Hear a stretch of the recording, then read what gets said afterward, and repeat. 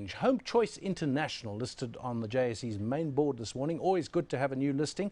And the company's Executive Director, CEO in South Africa, Shirley Maltz, joins us now, talking about the company, the strategy, the future growth. Good morning to you, Shirley. I have to admit, HomeChoice International, I don't know the company. So tell us, first of all, what it does. We started 30 years ago. We're basically a retailer.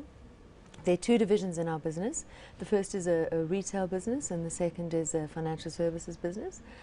We focus on the mass market consumer in South Africa and now in the rest of Africa, mainly female. So 80% of our customers are women. So if you're in our building, we always talk about her.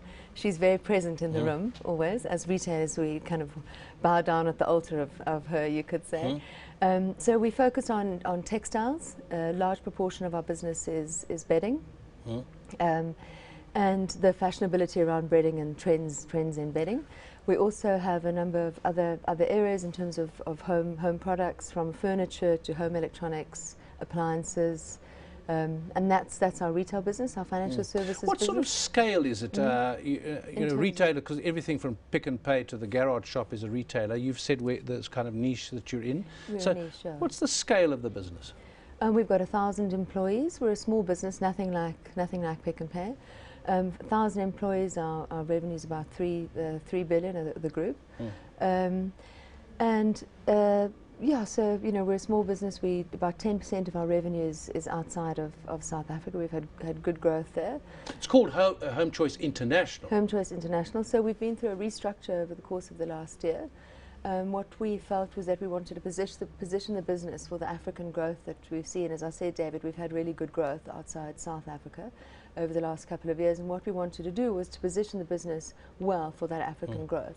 So the South African business is focused on the South African growth, and the international business is going to be focused on driving our international expansions in the rest of the African countries. Driving past your outlets, is it called HomeChoice International, or you have other brands international? We called HomeChoice, and then the financial services business is FinChoice. But I think one of the things that I must mention, David, is that we're not a normal bricks and mortar retailer. We're a home shopping retailer. So she shops with us through the internet, through her mobile phone. She shops with us on catalogs, which we send to her. So we don't really have a store footprint. We've got a very small stores that we've been testing over the last year, pop-up shops. And we're launching a showroom next year, but otherwise we have no bricks and mortar space at all. So that's we have big call centres that she shops with us through, but no bricks and mortar. I thought that she, your customer, the customer is queen, likes to touch the merchandise and go through the shop and feel things. In this case, not possible. No, it isn't. And again, that's something that's quite unique. One of the, we've got a studio in our building, and we spend a lot of time photographing our product. And making it look fantastic. So when we sell our bedding, we actually shoot the entire room.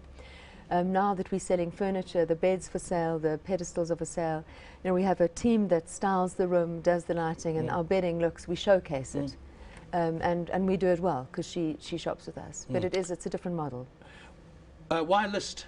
It sounds like it's going well, the business. Why list now? We aren't raising, it's a listing of introduction, so we're not raising capital at the moment, but we will be raising capital over the next couple of years to fund our growth, the international growth. For us, it's a milestone for a business to be on the JSE. We're of that size. We also feel that we're going to be able to attract a different caliber of staff. And all of our executive team and a number of our staff and senior staff members are shareholders in the business, and we want to be able to create a platform for people to be able to monetize their shares. So those are our reasons. What's been the experience? It can be quite a business because you've got to go through all sorts of hurdles. So how's the experience been of getting to the exchange? It has been difficult. There's been a lot of work, in particular, kind of do that and do your day job. At the same time, I've got a great team that worked with me in running the business, and then we had fantastic sponsors and a really great team. You have the designated advisors. Did you use them? The JSE provides that. And we worked with Rand Merchant Bank and Cliff Decker, and they've been fantastic in getting us to this point and really supporting and just giving us great counsel when we had issues. Pricing? What sort of price have you gone in at, and what are you looking at? I think around between 29.50 and 30 Rand. Well, it's been great to talk to Shirley Maltz. She's an executive director at HomeChoice International, just come onto the exchange this morning.